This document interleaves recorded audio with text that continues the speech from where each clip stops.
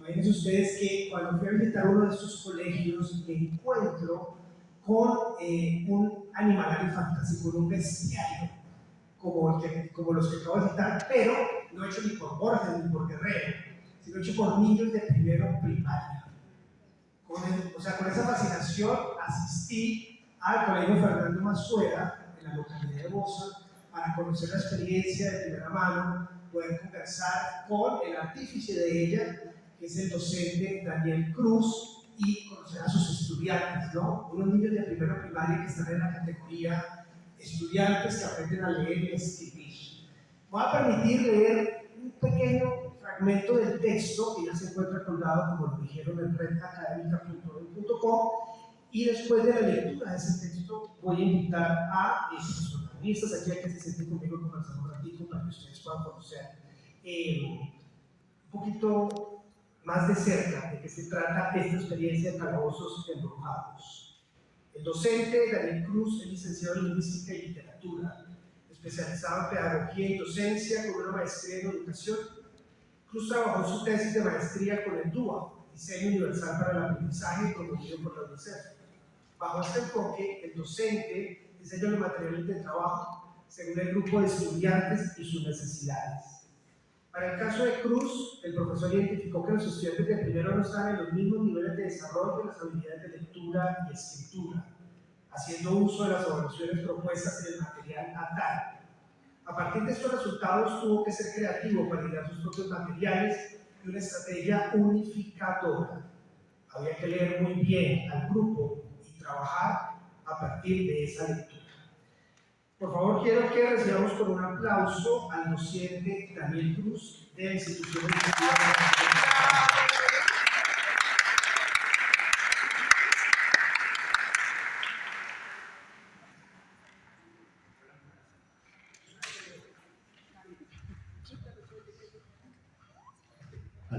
Hola, muy buenas tardes a todos. Muy contento de estar acá en este lugar, en este espacio, para poder compartir experiencias y libros.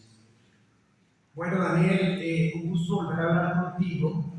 Yo te quisiera preguntar primero acerca de esos animalarios fantásticos, de ese calabozos embrujados, que nos cuentes como de manera muy breve. Son niños de primero, ¿cierto? Con los que trabajaste en esto. ¿Puedes ampliarnos un poquito más como este foco de la experiencia?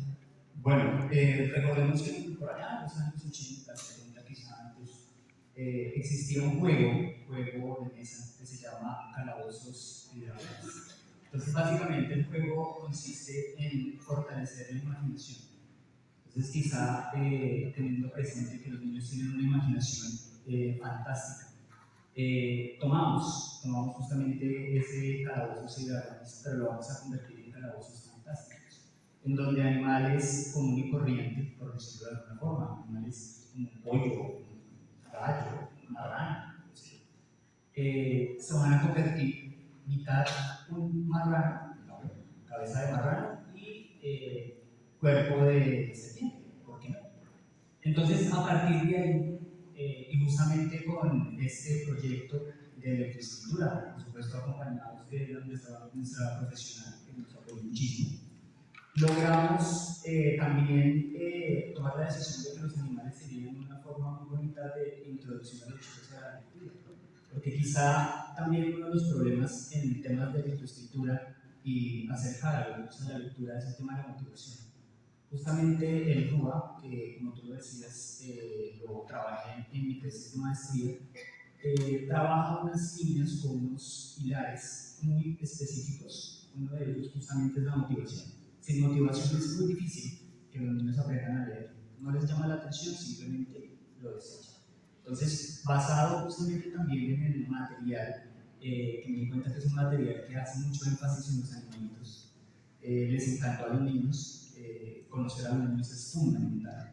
Lo que íbamos viendo en los trabajos que han desarrollado los chicos, mitad una tortuga, un pez, bueno, lo que ellos quisieran que fuera su bestia. A esta bestia los niños debían darle un nombre que ellos mismos quisieran hacer, de pronto a partir de sus cualidades, de los poderes que tenga esta bestia. Resulta que a los chicos los introdujimos en una historia.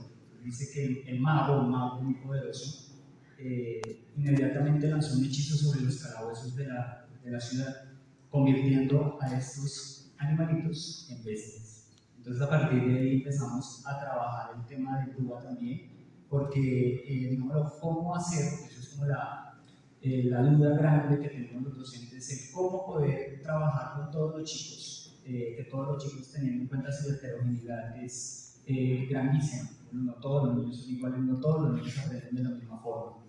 Entonces, ¿de qué manera podemos trabajar para que todos puedan aprender? Eso te quería preguntar precisamente ahora que lo mencionas, que estamos observando estas imágenes de estos animales fantásticos. ¿Cómo lograste que los niños aprendieran a leer y escribir teniendo en cuenta eso que estás diciendo, los diferentes niveles de los que se encontraban? Bueno, regresando al DUA, que es como el pilar, como el faro, tenemos los pilares fundamentales y son básicamente el poder modificar el formato con el que nosotros trabajamos con los chicos. Muchos chicos, digámoslo, son más propensos al tema kinésico, kinestésico, al tema también de escuchar. Algunos niños aprenden más escuchando, quizá otros haciendo, otros moviéndose, etcétera, etcétera. Entonces lo que buscamos fue tratar de mirar un formato partiendo de las especificaciones de los chicos. Es decir, si un niño tenía más facilidades para hablar, lo podía expresar de esa forma. Otro elemento también importante es la imagen icónica. Digamos lo que los iconos son también un apoyo desde el punto de vista del formato, que vemos también de hecho en los libros de texto de material, donde vemos unos iconos que nos ayudan justamente a entender lo que se quiere comunicar. Y también, por supuesto, lo trabajamos en nuestras fichas de juego de calabozos fantásticos. Y por supuesto, a partir de ahí, entonces, los chicos ya pudieron empezar a jugar todos. Entonces, en el momento en que todos jugamos, no solamente se está trabajando, y eso digo lo que es un énfasis que yo quise hacer, y es el trabajo del ser.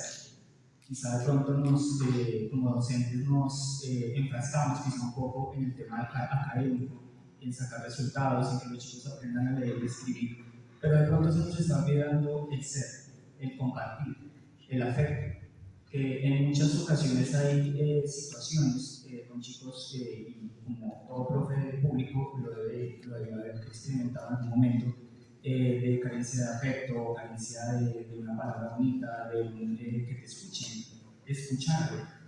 Entonces el fortalecimiento de la escritura ya lo estamos teniendo con este material excelente y quizá podemos cerrar el ciclo con la oralidad y justamente con la escucha. Perfecto. A partir de ese componente lúdico, ¿no?, y creativo con el que trabajaste con los estudiantes, además vinculas el afecto, como bien lo acabas de subrayar.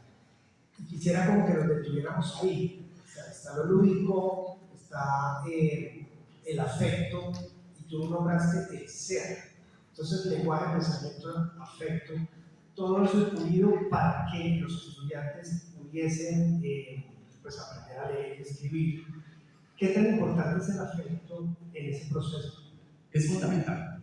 Digamos lo que el afecto y el trabajo del ser parte de la premisa de que todos tenemos derechos y deberes, de que todos tenemos la necesidad y la obligación como sociedad de respetarnos, de respetar la forma de hablar del otro, de respetar su físico, de respetar lo que dice, lo que piensa, de cómo lo dice y cómo lo piensa. Entonces, a partir de ahí, el trabajo que se desarrolló fue un complemento, como yo te lo decía, para trabajar más ese tema de la oralidad y de la escucha. En el momento que nosotros aprendemos a escuchar al otro, quizá estamos dando un paso fundamental para podernos entender como sociedad. Qué mejor que desde pequeños empecemos a formar eso. Nosotros, profesores, que tenemos el conocimiento y que tenemos las herramientas, trabajar el tema de la escucha. A partir del tema de la escucha podemos escucharnos y podemos entendernos un poco más y podemos ser un poco más viables socialmente.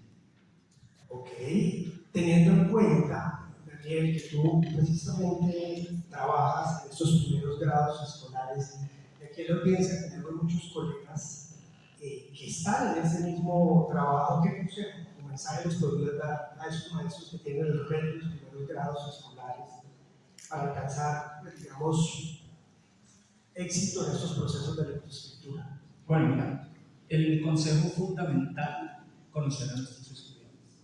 Eso es fundamental, el hecho de podernos hacer una pausa en el día a día, en las fotocopias, en las guías, en los exámenes, en las evaluaciones, que es difícil, pero es hacer un alto en el camino, una pausa y analizar a nuestros estudiantes como personas, ¿no? Que a veces quizá nos falta eso. Estudiar a los niños, entender, reflexionar sobre lo que estamos haciendo. Eso es fundamental. Entonces, en el momento que yo ya conozco a mis estudiantes, sé cómo viven, sé cuáles son sus contextos en su familia, en su vida, va a ser mucho más fácil poder desarrollar ese acercamiento que tenemos con el grupo. Entonces, para mí es fundamental el observar y el conocer a nuestros estudiantes. Eso es como quizás lo más importante, pero hay algo que también quisiera decir, y es la importancia de todo el tiempo estar renovando, estar cambiando las estrategias, cambiando, porque una estrategia que te puede funcionar con un grupo no necesariamente a fuerza te va a servir con otro grupo. Yo recuerdo que cuando te visité en el aula de Fernando Mazuela, y yo pude asistir, ¿cierto?, a una lectura de los niños en los que ellos presentaban a sus animales fantásticos. Recuerdo que tenían nombres muy divertidos, uno se llamaba Sopa, el otro se llamaba Ninja Pategallo, el otro se llamaba Dragón Cola de Fuego, bueno, así como una variedad de nombres pues muy inspiradores. Pero recuerdo mucho que tú me contabas que varios de estos niños, si bien estaban en la misma aula de clase, en el mismo momento, había algunos que tenían mayor adquisición, ¿cierto?, de la lectoescritura, y había otros que no. Incluso había unos migrantes que ni siquiera habían hecho preescolar y que tú lo recibiste de una vez de primero primario. Cuéntanos un poquito sobre eso, sobre cómo lograste trabajar con esa diversidad en cada uno de ellos. Sí, digamos que como te decía anteriormente, la heterogeneidad es casi que una norma en el aula, por lo que nunca vas a encontrar que todos los chicos aprendan de la misma forma y a la misma velocidad. Cada chico tiene su velocidad de aprendizaje. Para responderte, te voy a puntualizar el caso que yo te comentaba de un estudiante venezolano que infortunadamente desde muy pequeño su mamá lo abandonó. Entonces,